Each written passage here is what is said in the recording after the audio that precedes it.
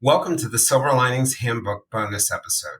This is the second in a series of 3 episodes on coaching and personality and values.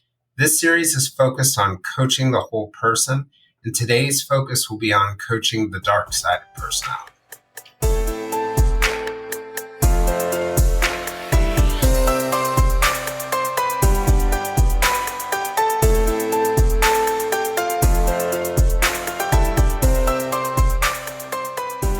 So, for example, on a private note, I was trying to convince my sister to take the Hogan exam, and she was exactly afraid to learn about her dark side. And I think that's exactly the point. Being aware, knowing that these are your strengths, and you just have to be a bit careful when you don't monitor yourself.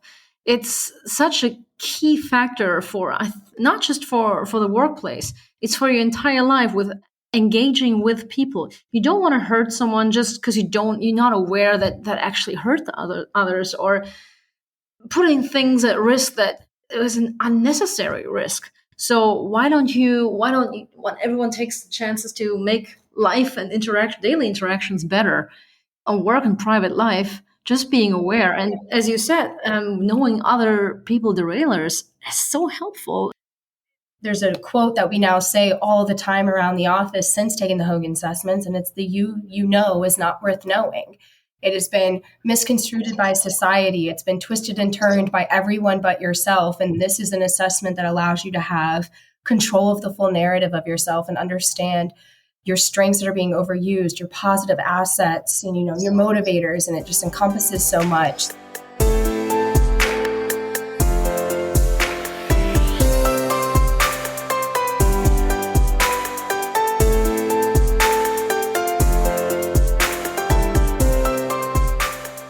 That's Brittney Lawhorn, Goose Creek Consulting's Director of Operations, and Kristina Ralph, a project coordinator at the company.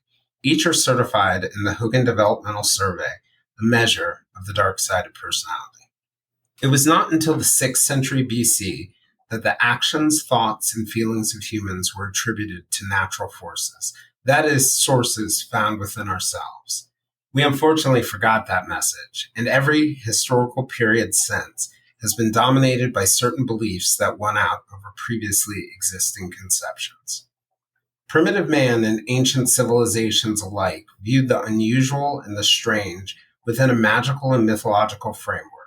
Although both good and evil were a framework, the bizarre and out-of-character behaviors led to a prevailing belief in demon spirits. People often sought help from the gods and through magical rites, incantations, prayers, and special powers of those who were physicians and priests. During the Middle Ages, Hippocrates was the first to provide a medical description of depression, but it wasn't until 1884 when Phineas Gage had a metal rod go through his eye and out of the back of his head while working on a railroad in Vermont, and he experienced changes in his behaviors, did the modern study of personality begin. It wasn't until the 1880s that our modern era ushered in Freud, Jung, and questionable tests like the Myers-Briggs type indicator. It wasn't until Theodore Millon, whose groundbreaking work on the classification of personality disorders led to a deep evidence-based understanding of abnormal elements of personality that we have today. Beyond personality disorders, Millon introduced and studied the concept of personality tendencies, a sub-therapeutic form of the different disorders.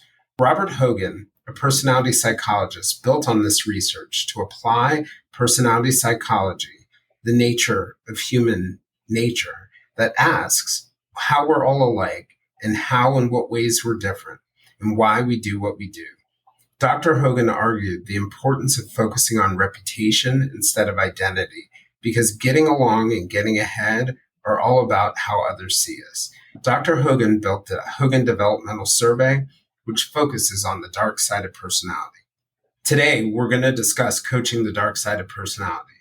The dark side of personality involves characteristics that inhibit our ability to be successful.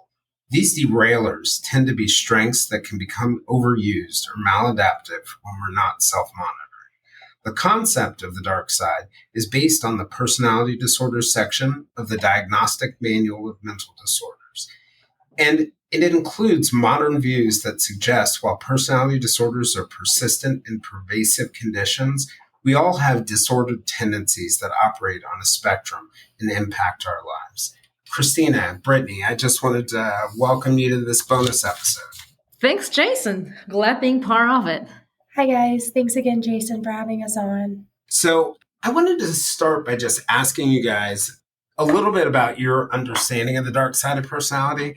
There's this quote that Bob Hogan loves. It's that, people are the most dangerous and invasive species in the history of Earth, and people are going to be ultimately what kills us. He also says that, people are the most dangerous things short of solar flares, and also points out that more people were killed in the 20th century by their own leaders than all other causes. And I just want to get an idea from you guys about why, when it comes to sort of leadership and work, you think the dark side of personality is important. Yeah, so I can go ahead and give my best swing at it. So for me, it basically describes kind of the yin and yang in life, if you will. In my opinion, you can't only understand or learn solely about one thing about yourself. And in this case, I would say we're talking about strengths. Without also challenging yourself to learn about your derailers and areas of development as well. We talk about seeing and understanding the full person, and without discussing the dark side, in my opinion, you're only getting half of the person rather than the full person. Oh, Brittney, I think thanks. That's a really, really good point, a really good intro. I was wanting to go back to what Jayson initially said, that we have to keep in mind that these derailers are actually strength when they're not overused. And for me, the Hogan, I think I mentioned that in an earlier episode, is all about the self-awareness. And we all have our potential derailers. But to be aware of the strength that they can be and know when they actually become derailers and can lead to really destructive behavior at work, can be really destructive at teams, and lead into real crisis. That once you know about it, you can do something about it and you're aware of it. So I think that's why, especially leaders who have such an impact on teams and other people, should be aware of their dark side. Yeah, and I think you both make great points about how they come from strengths, and also how self-awareness is the key to sort of leveraging things. And I've noticed in my own experience, and certainly the research suggests that this is true, that, the moments where my derailers are most likely to come out are when I'm under stress or I'm not paying attention. So when I'm very stressed out or I'm sitting on the beach, that's when they're going to come out. And often it's very different derailers that come out in those different moments. Because when I, am really stressed out, I tend to really start to isolate, become a lot more introverted than I normally am. And sometimes that can leave people the impression that I don't want to communicate with them or I can't help them.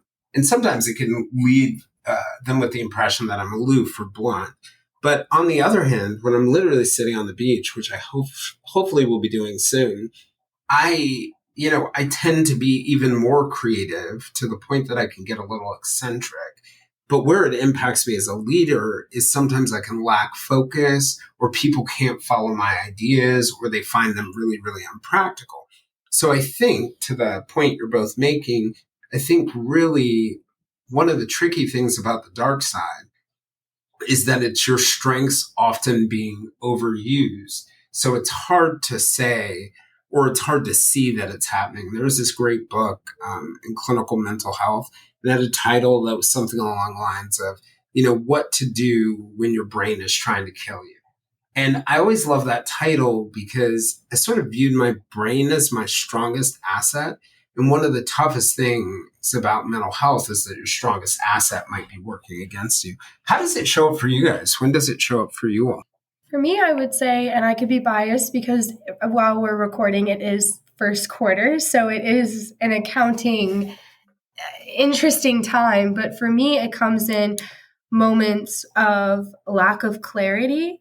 And I like that you guys phrased it being strengths, the derailers being strengths overused, because I think even for me, sitting at a leadership level with the age that I'm at, it creates kind of an imposter syndrome. And I think it's hard to even at a front base believe that you have that many strengths about yourself. And so for me, I think it comes in times where, caution kind of comes out or in moments of lack of clarity. And Britt, for you, that caution, that sense of imposter syndrome, does it cause you to lock up? Or Oh, 100%. I would say that's when I see a lot of my derailers start to sing to me, if you will. Like my caution will start pumping the brakes really harshly. My eccentricness might go down in a sense, or my imaginative might go down because of the caution going up in that case. so you actually find yourself becoming maybe less creative in those moments. And Yes, it's definitely like a tug of war with the derailers, if you will. well, when does the imaginative part show up then? When you're not stressed out? Yes, I would say when I'm not stressed out and I feel like I have a safe space or a safe outlet to tap into that.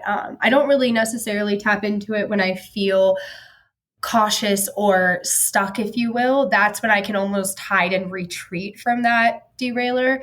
When I really use my imaginative is when I feel confidence and clarity within myself of failing is an option here and it can be encouraged. And that's when I feel most comfortable to use my imaginative as an outlet.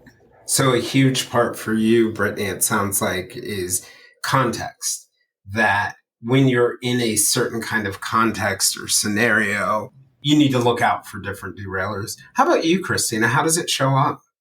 So I think it's a good point, Britt, that you mentioned. And when I'm under stress, for me, it's when I look back at my Hogan results, I actually can handle ambiguity really well, and that things that usually stress out others don't scare me at all. For me, it's mostly that I'm somewhat ambitious, especially for getting a lot of different things done. For example, even from early on, I would say, yeah, of course I'm going to go to your birthday party on weekends. And I would end up with like four birthday invites on a weekend. And I would be absolutely inclined to go to each one of them.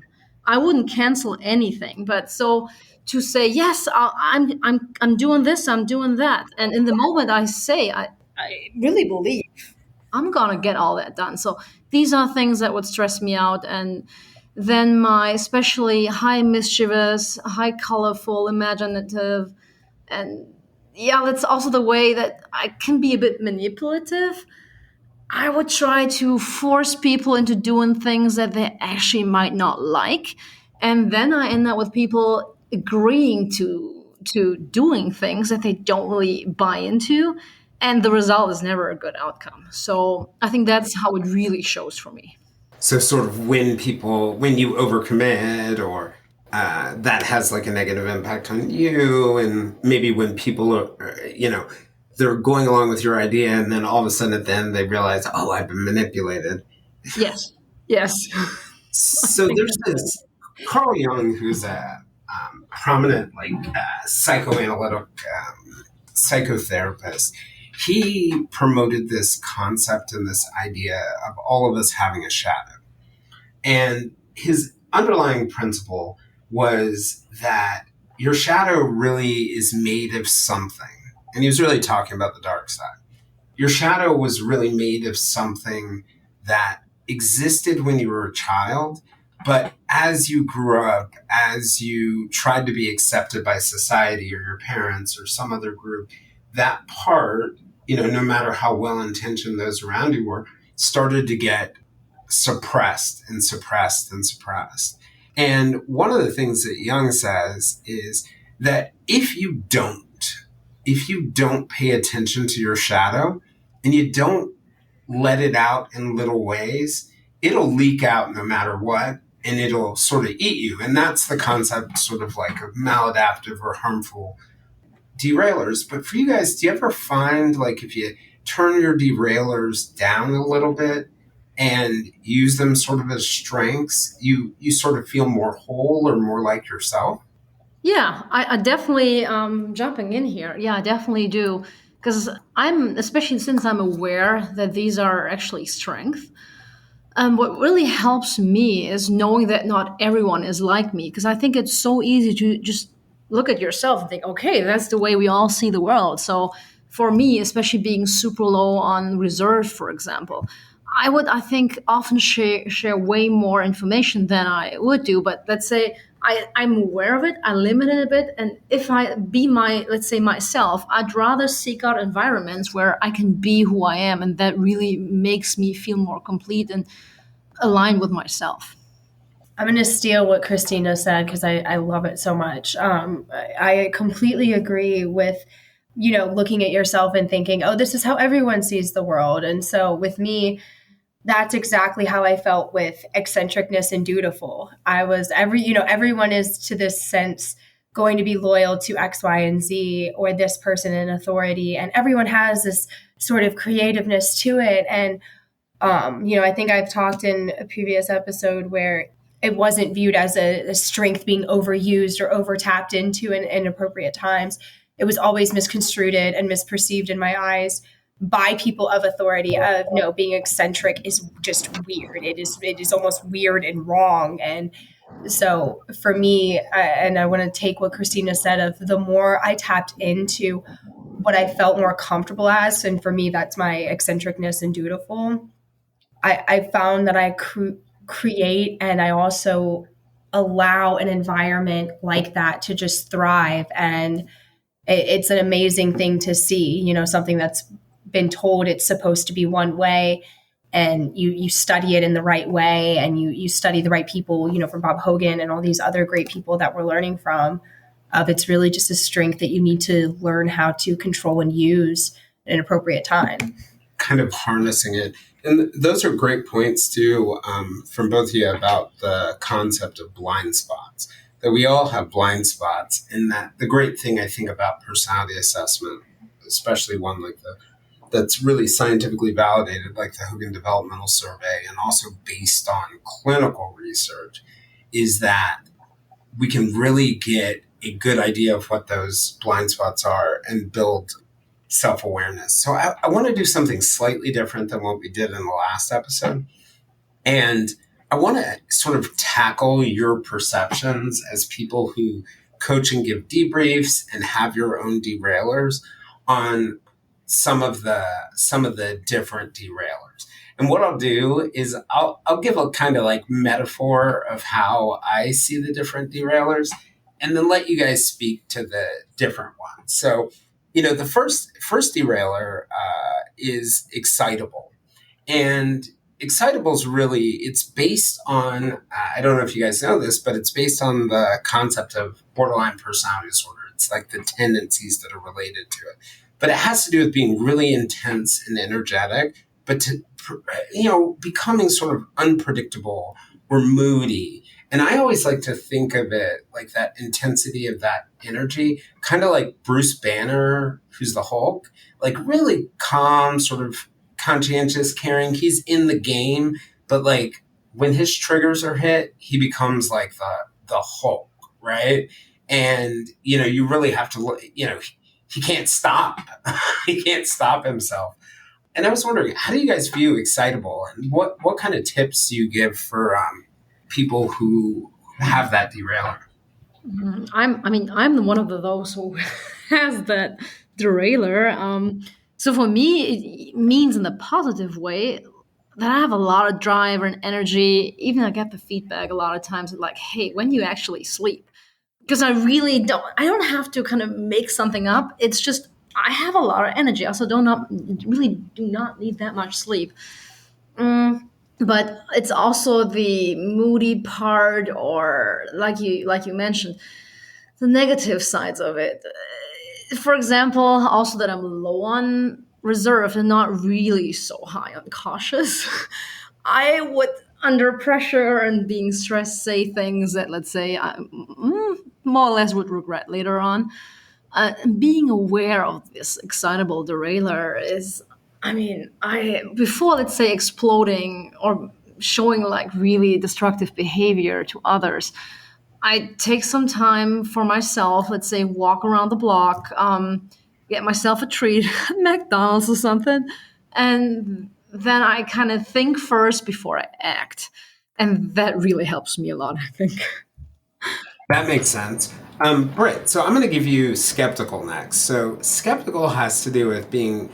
Oh, and before I jump to that, just one of the things that I was kind of thinking about, Kristina, from a coaching perspective, is like you want that passion and you want that energy and you want that enthusiasm in work. But to your point, you don't really want to lose emotional control. And, one of the best ways I think to manage that is to identify, the triggers. We all have moods that move up and down. Nobody has a completely flat mood, but it's really the amplitude of the mood, how high or low it gets, and the wavelengths. Because if it's too close together, it throws people off. But if you can identify your triggers and kind of spread it out a little bit, it can be powerful. So, Britt, I'm going to give you skeptical, which is really about being perceptive and insightful, but kind of like under stress or not paying attention, becoming cynical, negative, fault finding, maybe holding grudges. And I wanted to see what your thought on that is. Yeah, this is a good one. I think for me, it's kind of a challenge because I think I do also have this one as well. For me, this one, the metaphor that I would kind of closely relate it to is kind of like the kid who is always curious and asking why. And questions are always a good thing, right? Because it's how we get to the bottom of things and to the root causes of some solutions, or even helps us solutionize. But over time, if you ask why too much, I think it can lose its value by getting confused in maybe the real reason why we're asking why. And I love that you said it's also kind of being perceptive and insightful about yourself, because in a sense, skeptical, the advice I like to give, when I'm debriefing is, knowing when to question others, but also knowing when to trust your gut. And I think that that's matched perfectly with what you said of knowing when to trust yourself blindly, when you've been in enough experiences where, maybe asking different questions or maybe just even asking the simple why might not be worth it at times.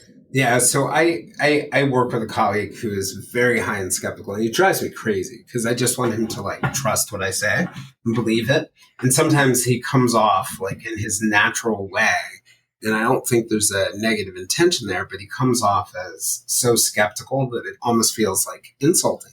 But the funny thing is, if I start to pick up there's something weird going on and I can't figure out what's up, he is so politically savvy, and he has an ability to see problems 500 miles away that I think it's really super powerful. And I think, Britt, you seem to be at its base in your normal mood, a relatively trusting person, but sort of when somebody sort of betrays you, it seems like it's hard to let go sometimes. And one of the values, I think, of being high and skeptical is you have great ability to sort of analyze and try to understand the motives and intentions of other people. But you have to always look out for not approaching the world as if everything is glass half full, because it can really separate you from people. And so, I always tell my clients that if you look at a person and you can't find one thing positive about them, then step back and really think it through, because there's always something, their socks are nice, or they I don't know, they have nice hair. But if you can't find anything, that's when you want to pause and step back.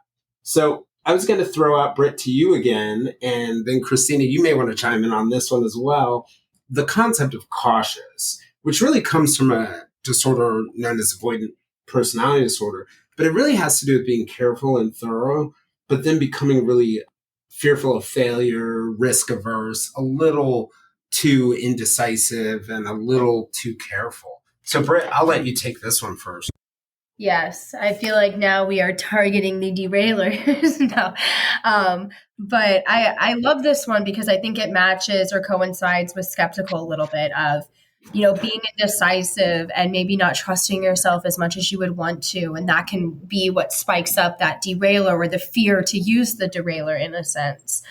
And so the metaphor that I always, if a client is ever having issues, matching the term to a definition. I always try to use cautious as, you have your gas in your car and you have your brakes. Caution is like your brakes. You don't want to overuse it. You don't want to tap into it too much because you're going to get the people around you motion sickness. You yourself can get motion sickness. And in a sense, being indecisive, think of it if you're walking on a wire and you need to walk forward or backwards and you're being indecisive, sometimes it can harm you more than it can help you just making a move and trusting your gut.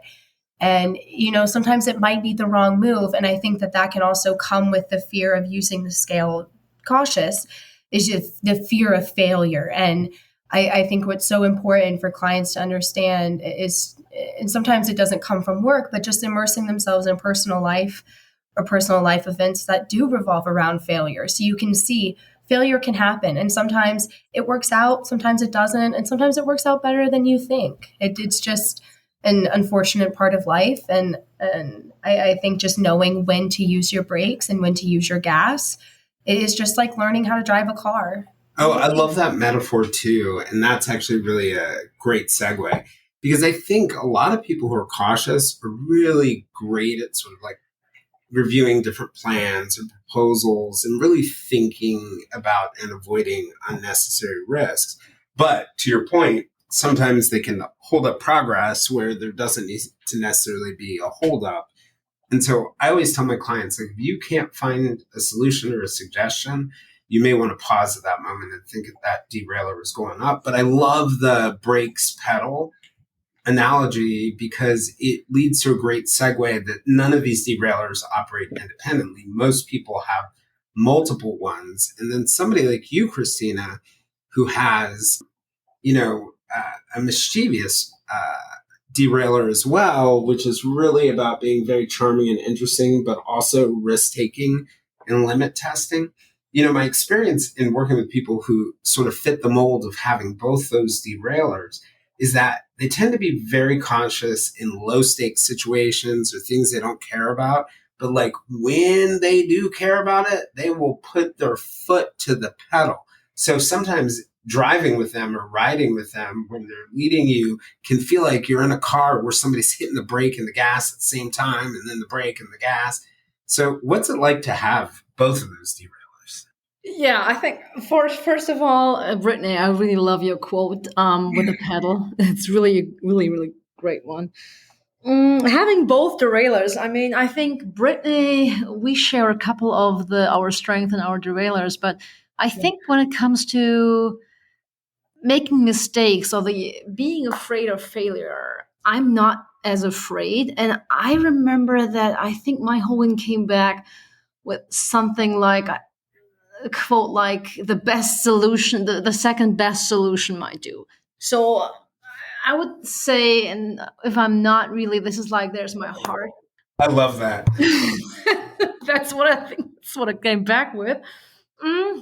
And for me, when it's not like doesn't need to be 100% solution, I'm so impatient and I'd rather get going before waiting and doing like a little risk testing. And having both derailleurs, it's really the fast forward. And if I'm really passionate about it, given that I'm also super high mischievous, I'm sitting there and I would convince others potentially doing the wrong thing without knowing the real risk to the project for everyone involved.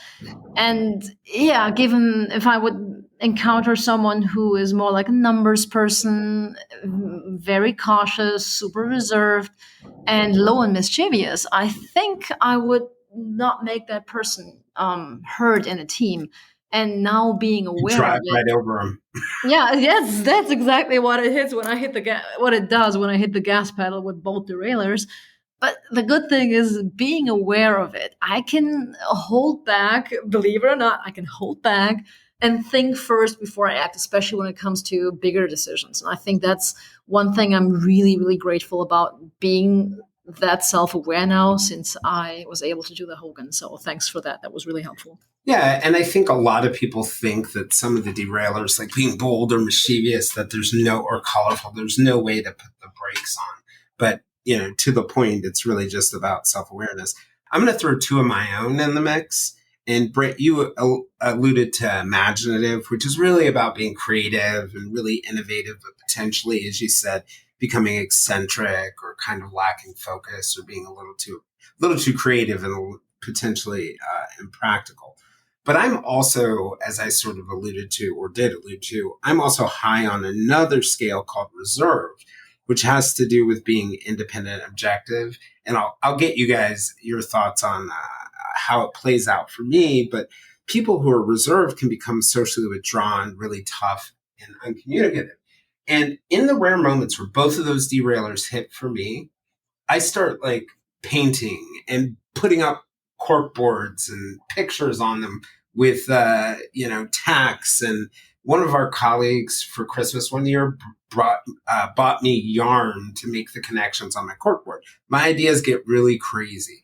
There was one time where we had 5 whiteboards in our conference room, and I was literally tying ideas from all of them. People came in and they're like, we cannot figure out what the heck you're talking about. And my reaction was like, well, you don't need to figure out because I'm in my little reserved hole doing my little imaginative thing. And it has nothing to do with you. But it ended up translating into like, outside of scaring people, it translated into unproductiveness. Do you guys see that in me at times? Alone in my own ideas? I'd say, yeah, especially when you have the door closed all the time, and I have a feeling you're not having back-to-back meetings, as we all know these times where you really have those. But let's say when I don't hear anything going on and you still withdraw socially, then I would assume, okay, you're like hiding out there in your creative mindset thinking hole and working on new ideas, and you're not ready to share them yet. And being aware that you are, as I'm not reserved, I would always go in, walk through the door. I totally respect that, and I don't take it personal because I know that this is just the way you handle things. Yeah, and Kristina, that's a great point. Knowing other people's derailers can be really helpful because what I found after we did our Hogan debrief, you would come to my door and then you would literally ask me, is your mood reserved right now? And I could let you know or not let you know. But even if I was in a sort of reserved mood, the fact that you were just acknowledging that that was a possibility made me feel as if I'm not going to get overrun in this moment. So why don't you come in and talk? So literally, you knowing my derailers and respecting my derailers made it easier for me to engage in those moments in a productive way, in those moments where I think if somebody who didn't know my derailers or couldn't sort of signal that they had a recognition of it, it would be super hard. And Britt, you used to be my executive assistant a long time ago. Did you see those things show up in me? Oh, 100%. I don't know it truthfully if I can phrase it as good as Kristina did. So I will try to do the Spark Notes version. It was definitely interesting because when I was your executive assistant, I had no idea what Hogan was, or, the Hogan assessments, anything like that. I was still just learning it. So while I was learning the terms to match, the body language and actually put a name to what you were feeling and doing, it was so insightful because Kristina phrased it perfectly of the second I knew your door would close, it would almost be like reading body language. Okay. He didn't slam it like that. He's excited. He's going to go work on a PowerPoint. And I know in 15 minutes, 30 minutes, however long it takes, I'm going to have to schedule a meeting where he can debrief people on 15 ideas that he just came up with. And so it was, it was not only impressive to see, but it was also in a sense comforting to see because that's something I've gained throughout all of Hogan's assessments. The HPI, the HDS, and then the MBTI of you're able to articulate what is happening. And for me, that's so important because I love having words to describe who I am and how I function best. And so, like what Kristina said, just understanding your derailers and knowing when to adapt to them just as much as I think you as a boss have to learn and do learn how to adapt to us and our derailers. It's key to success. Yeah. And I'm going to run through some of the other ones really quickly since we're running short on time. But, there's leisurely, which is about being cooperative and agreeable, but sort of being stubborn, irritable and passive resistant. And often people who fit that mold will like have a very strong agenda, but often because they're sensitive and they want to get along, they'll hide their agenda. And one of the challenges there is they don't speak up and they kind of lose their organizational voice.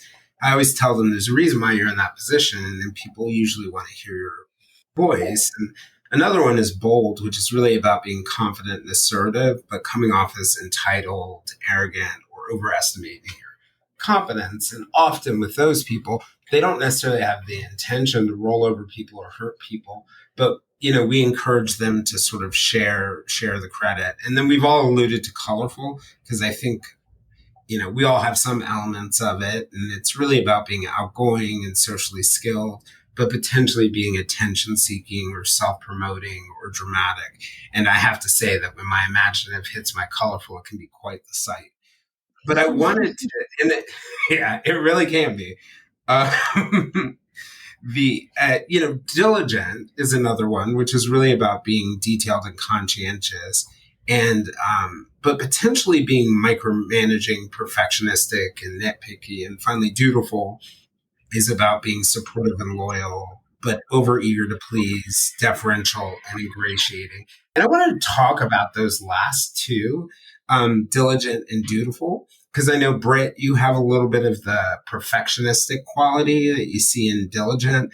And then I know Kristina and Britt, you both have some of those really strong, dutiful qualities. And part of the reason why I want to talk about them together is they're like two of my lowest scores on the HDS. Like, in terms of being dutiful, I operate like I'm on my own island. Like, I don't think there's a boss I've ever had who would ever describe me as supportive and loyal. Not necessarily because I wasn't loyal. I just didn't behave like it or show those signs. And no one who's ever worked with me would call me detailed. And one of the things that I kind of really find fascinating about those two scales that are very different to me is that the diligent scale, when you look at it at its core, that perfectionism, it's about moving close to people. It's like, if I'm perfect, you'll love me and you'll protect me. And the same thing with the dutiful scale. If I'm eager to please and deferential and I'm supportive, you'll love me and you'll protect me. And so I was wondering how, since those are so different than me, my natural inclination is not to seek protection from anyone other than myself, and I should probably work on that. I wanted to see how those played out for you guys. Britt, do you want to take it first? Yes, because this is the worst tug of war I can imagine and have gone through personally. For me, and I like that you phrase it two peas in a pod, because for me, that's how, with learning Hogan, I immediately viewed these two derailers, if you will. So for me with diligent, you nailed it perfectly. It's like the cautious scale for me. It's a fear of failure. I want to be perfect. And for the dutiful, it's for me just I can blindly follow authority, but I do like to please authority. And so for me, it's not only the separate qualities of them of, I want to be perfect and I want to be authoritative following, but it's I want to be perfectly loyal to this person or these persons that I view have this sense of, quality about them. And for me, it's like tossing cautious into the mix of what I'm talking about with the tug of war. It's a very interesting battle going on. Well, Britt, I think another factor for you is you're also very, on the bright side of personality, very ambitious. And I think one of the things between that wanting to be supportive and loyal and wanting to sort of be a bit of a perfectionist, and definitely, the cautious plays a role, but those two things really about that perfectionism and that supportive, loyal nature, that it could create a real conflict between your ambition. And I think one of the best things we did, which is another thing about fitting people into the right roles based on their derailers, is, like you're in a chief of staff position right now. So you can be ambitious and also supportive at the same time of someone. Right. Exactly. And so context, I think, definitely matters. How about you, Kristina? Well, as I mentioned earlier, second best solution might do. And I'm not really high on the diligent scale, but I'm high on dutiful. And thinking of my derailers for especially excitable and the mischievous part, I think that I'm limit and risk seeking on a really high scale. It really is a good one that I'm high on dutiful, so I'm really eager to please and I want to do a good job. And I Yeah, because really, I find that dutiful can really clean up that mischievous very well. yeah, I have a feeling that at least when I look at my CV, it cleaned it up really well until now. So I think that is really helpful for me also to know that and being aware that I'm a fast actor and thinking comes sometimes next. I am so aware of that in daily practice, in my daily job, I think about that first, if that makes sense. So I check on my next steps and, yeah, take a second look at my next step. That is, I think, a really good one. Yeah, yeah. Well, thank you both. I really appreciate both of you coming on to talk about the importance of sort of the dark side and derailers. It's funny. You would think if we were talking about the dark side of personality, it would all be quite negative, but it's been a super positive conversation ultimately because, as both of you guys said, it's really about strengths. And so, I wanted to check, Kristina and Britt, to see if you had any closing remarks you wanted to throw out there before we wrap up. I can just engage. So, for example, on a private note, I was trying to convince my sister to take the Hogan exam, and she was exactly afraid to learn about her dark side.